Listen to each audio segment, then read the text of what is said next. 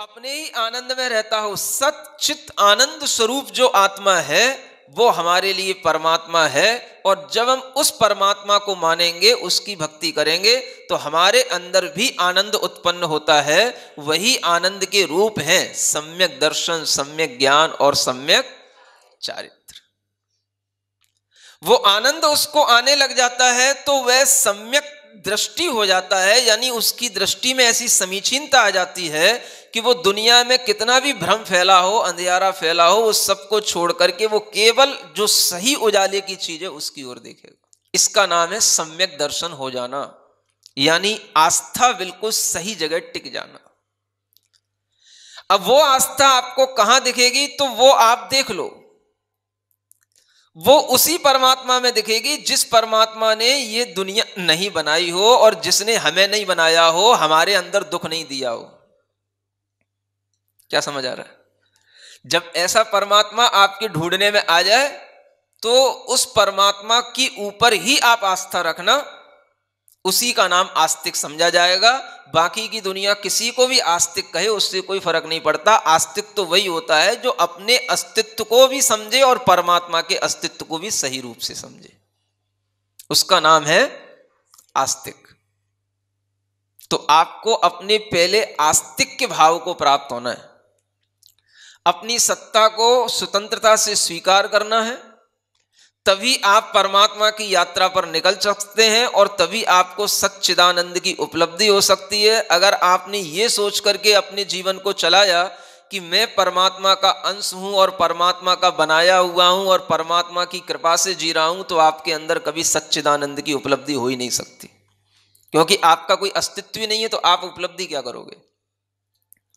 तो जैन लोग परमात्मा कौन सा मानते हैं?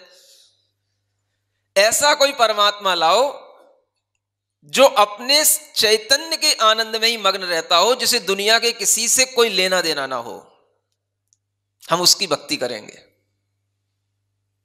उसके नाम से मतलब नहीं है कि वो भगवान महावीर ही होने चाहिए या कोई होने चाहिए, कोई लेना देना नहीं है। तुम उस किसी नाम वाला भगवान ले आओ, लेकिन लाओ कैसा? बस जो अपने आनंद में रहता हो। हमारे लिए क्या करेगा वो? नहीं, हमारे लिए कुछ नहीं करेगा वो आप करोगे तो आपको उससे कुछ मिल सकता है, वो तुम्हारे लिए कुछ नहीं करेगा।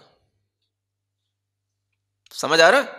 बहुत से दार्शनिक लोग हुए जिन्होंने जैन दर्शन को बहुत अच्छे ढंग से पढ़ा, बहुत अच्छे इतिहासकार हुए जिन्होंने जैन दर्शन को बहुत अच्छे ढंग से समझा और अपने स्टेटमेंट बहुत अच्छे ढंग से दिए। अभी कल मैं कुछ आर्टिकल पढ़ रहा था, तो एक स्टीवेंसन नाम की एक लेडीज है, उसने एक बहुत पहले 1912 में एक बुक लिखी है, द हार्ट ऑफ जैनिज्म। समझ आ रहा है? उस बुक को मैंने तुरंत दिखवाया तो वो बुक भी मिल गई। 300-350 पेज की बुक है इंग्लिश में, द हार्ट ऑफ जैनिज्म। समझ आ रहा है? और उसमें एक जो अच्छी लाइन है वो क्या है कि वो क्या कहती है लेडीज, कहां आयरस की है, कहां की है? डबलिन, वहां की। बताओ 1912 में लोगों ने जैन धर्म की इतनी स्टडी की और इतनी बड़ी बड़ी बुकें लिखी जो आज जैनियों की कोई नॉलेज में नहीं है। डबलिन की वो लेडीज बहुत बड़ी अच्छी एमए की हुई, अच्छी इतिहासकार है, सब कुछ है। तो वो क्या लिखती है कि जैनों में क्या खास बात है, तो एक लाइन बहुत अच्छी, वो कहती है कि जैन लोग आपस में क्षमा भाव धारण करते हैं, लेकिन भगवान से कभी क्षमा मांगने की प्रार्थना नहीं करते। क्या समझ आया? क्या उसने निष्कर्ष निकाला? उसका मतलब क्या है कि वास्तव में बात यही है, क्षमा किससे मांगी जाए?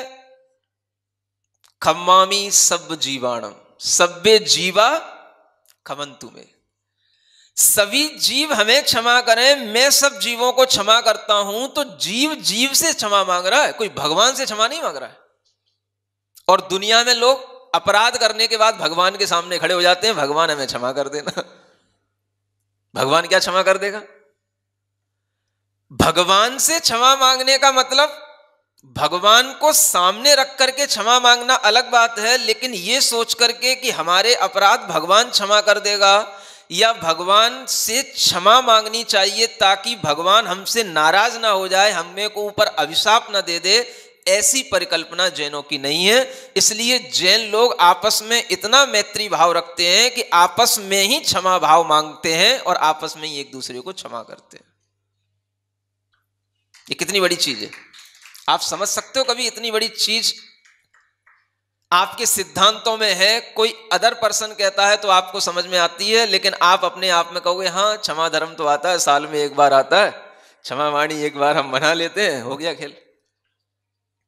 लेकिन कितना बड़ा उसने सिद्धांत निकाला। जब हम आपस में एक दूसरे से क्षमा मांगते हैं, क्षमा करते हैं, क्षमा भाव में रहते हैं, तो इसका मतलब क्या है कि हम जो यहां इस सृष्टि पर जी रहे हैं, इसमें आपस में जो जीव रह रहे हैं, हम किसी से कोई भी राग द्वेष की भावना नहीं कर रहे हैं, किसी से कोई बैर भाव नहीं रख रहे हैं। ये क्षमा भाव जीवों से मांगने के लिए है।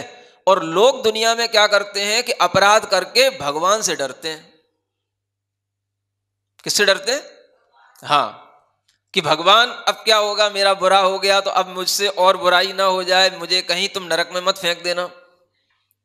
तो लोग भगवान से अभिशप्त होने के लिए डरते हैं, तो भगवान से क्षमा मांगते हैं। और यहां पर भगवान से क्या मांगा जाता है? यहां पर भगवान से आनंद मांगा जाता है, भगवान की भक्ति से सम्यक दर्शन प्राप्त किया जाता है, भगवान की भक्ति से सम्यक ज्ञान और सम्यक चारित्र के मार्ग पर चला जाता है। तो कैसे कहा जा सकता है कि जैन लोग आस्तिक नहीं होते? ये धारणा पहले थी, ये सब धारणाएं लोगों की बाद में पढ़ने के बाद में धीरे धीरे दूर हुई। लेकिन कहने का मतलब यह है कि जैन अपने आप में एक अलग सिद्धांत इसलिए ही है कि दुनिया में हर कोई एक व्यापक भगवान है, एक ब्रह्म है, उसकी सिद्धांतों और उसी आराधना में लगा हुआ है। तो जब जैन व्यक्ति होता है तो वो कहता है कि नहीं, मैं ऐसे भगवान की कल्पना नहीं करता, मेरा भगवान तो स्वतंत्र है और मेरी आत्मा भी स्वतंत्र है, और मेरी आत्मा इतनी स्वतंत्र है कि मेरी आत्मा उसी स्वतंत्रता से भगवान भी बन जाएगी। इतनी भावना अगर आ सकती है तो वो एक जैन के अलावा और किसी के अंदर नहीं आ सकती। ये जैन सिद्धांतों की बहुत बड़ी महत्ता है। अपनी आत्मा के अस्तित्व को पहले स्वीकार करो, अपनी चेतना को चैतन्य रूप में मानो, और उस चैतन्य से जुड़ी हुई कोई भी चीज उस चेतना की नहीं है। जब चैतन्य सिर्फ चैतन्य है तो मैं सिर्फ चैतन्य ही हूं, इसके अलावा कुछ नहीं हूं। जितना भी हमने ओढ़ रखा है, जोड़ रखा है, जितने भी हम भाव कर रहे हैं, विचार ला रहे हैं, ये सब कुछ भी, किसी में भी कोई चेतना नहीं है।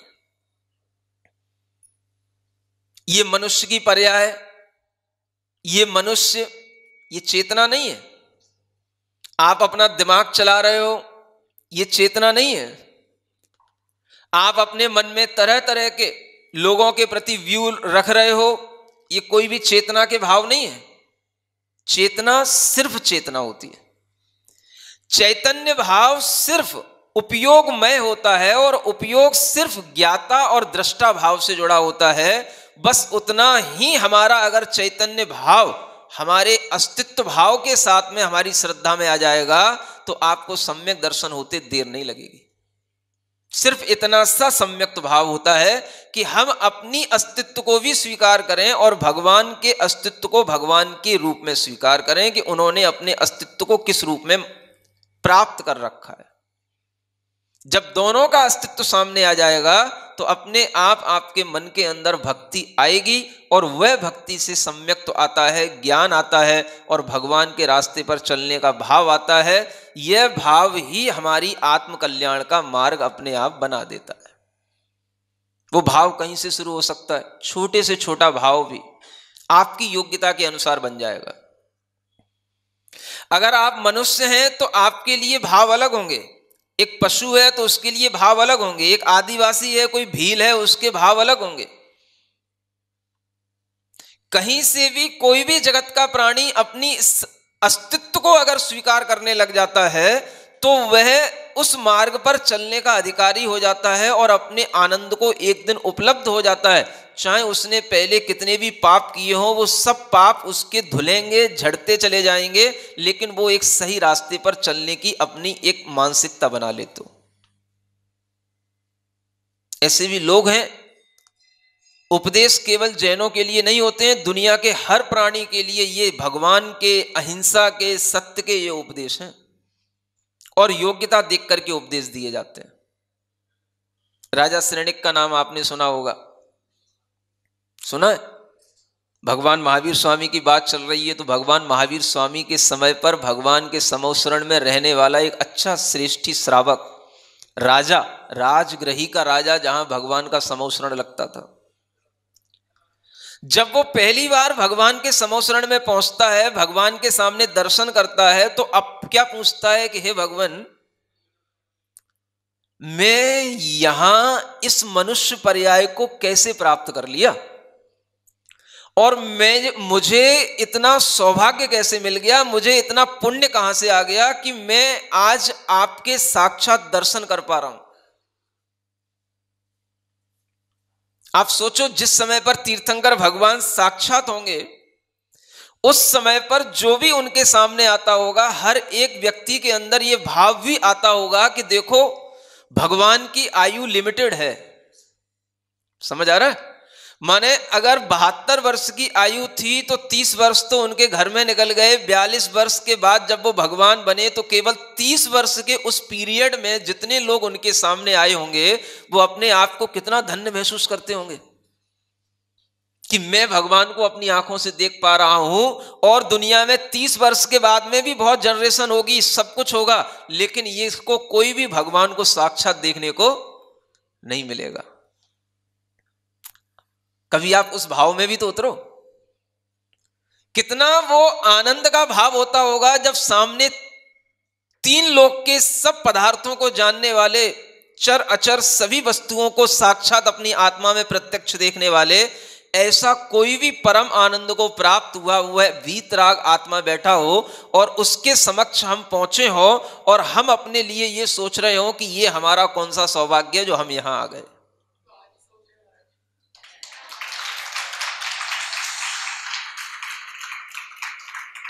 सोचने की बात है। अब आज भी सोच सकते हो कि ये हमारा कौन सा सौभाग्य है कि हमें कम से कम इतना ज्ञान, इतना उपदेश मिल रहा है, क्योंकि जितना मिला है उसमें भी सौभाग्य सोचो वो भी कम नहीं है। समझ आ रहा है? आप अपने लिए सोचो और हम भी सोचते हैं कि ये हमारा कितना सौभाग्य है कि आज हमारी अपनी इस पर्याय में, इस मनुष्य की पर्याय में, जहां दुनिया में अनेक लोग भोग वासनाओं में लिप्त हैं, आज हम इस पर्याय में इतने पवित्र धर्म के साथ में अपना जीवन जी रहे हैं। और इस जीवन के साथ में जो संस्कार मिले, जो ज्ञान मिला, वो आचार्य गुरुदेव का आज हमारे सामने है। आज भी आचार्य महाराज के दर्शन अपने सामने हैं। ये हमारे लिए बहुत बड़ी सौभाग्य की बात है। अपने अपने समय में व्यक्ति अपने अपने सौभाग्य को भी अगर सराहने लग जाए तो उसकी पुण्य की वृद्धि होती चली जाती है। अब वो राजा श्रेणिक कितना सराह रहा होगा, भगवान से पूछता है कि भगवान, ऐसा आप लोग पूछते हो ना कभी, मैंने ऐसा क्या पुण्य कर लिया जो मैं इतना अच्छा श्रेष्ठी बन गया, इतनी अच्छी मुझे बुद्धि मिल गई, कि मैं आपके उपदेश सुन पा रहा हूं, मुझे इतना अच्छा समझदारी का भाव आ गया कि मैं आपसे जुड़ पा रहा हूं, तत्व को समझ पा रहा हूं। तो ये भी भीतर से सराहना का भाव आना भी अपने पुण्य को समझना है। और जब ये भाव आ जाता है तो व्यक्ति जानने की कोशिश करता है मैंने कहीं ना कहीं पिछले अतीत में कुछ अच्छा किया होगा। तो वो राजा श्रेणिक भगवान से पूछता है, भगवान क्या किया था मैंने ऐसे पिछला जन्म में जो मुझे ऐसी मनुष्य पर्याय मिल गई, मैं राजा बन गया और आज आपके तीर्थंकर के साक्षात दर्शन कर रहा हूं। मेरे जाने के बाद बहुत समय तक ये सब कुछ चलता रहेगा, लेकिन आपके दर्शन उनको नहीं होंगे, सिर्फ आपकी स्मृतियां रहेंगी। तो उसका अतीत जो भगवान के ज्ञान में दिखता है, वो गणधर परमेष्ठी उनके अतीत को बताते हैं। तो वो कहते हैं कि इस जन्म से पहले और उससे भी एक जन्म पहले तू एक भील की पर्याय में था। क्या था? भील जंगलों में घूमता था। खदिर साह तेरा नाम था, समझ आ रहा है? खदिर सार नाम का भील था, और वह सब तरीके के जैसे आदिवासी भीलों के काम होते हैं, शिकार करना, मांस खाना, सब प्रकार के व्यसन करना, वो तेरा काम था। एक दिन जंगल में कोई मुनि महाराज जा रहे थे, आहट पाकर के तुझे ऐसा लगा कि ये कोई शिकार जा रहा है, तो तू बाण चलाने को, शिकार करने को उद्यत हुआ, और उसी समय पर तेरी जो पत्नी थी उसने तुझको रोक दिया। रुको रुको स्वामी, ये मत करो, ये कोई महात्मा जा रहे हैं, इनको मत मारो। तो तूने अपनी पत्नी के कहने से वो बाण रोक लिया, ये सोच करके कि कोई महात्मा जा रहे हैं, कोई साधु जा रहे हैं, और ये देखने के लिए कि क्या ये वास्तव में कोई महात्मा है, साधु है, तो उनके पास में चला गया और उनके पास वहां जाकर के उनको देखा, तो वो साधु चलते चलते जहां एक जगह बैठ गए, रुक गए, वहां जाकर के तू भी उनके पास में बैठ गया, और उन साधु ने अपना आत्म ध्यान किया। उसके बाद में जब उन्होंने आंखें खोली तब तक तू उनके पास में बैठा रहा। जब उनने आंखें खोली, तूने पूछा कि मुझे क्या करना चाहिए, तो साधु ने पूछा तुम क्या करते हो? तो मैं भील हूं। क्या खाते हो? जो मिल जाता सब खा लेता हूं। क्या पीते हो? जो भी जंगलों में मिलता है सब पी लेता हूं। समझ आ रहा है? तो साधु कहते हैं कि भाई, शुरुआत अगर तेरी अंदर कुछ भी